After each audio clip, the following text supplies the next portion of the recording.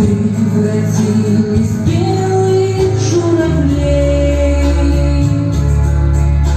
Они до сей поры с времен тех дальних летят и подают нам голоса. Не потому так часто и печально мы замолкали, глядя в небеса.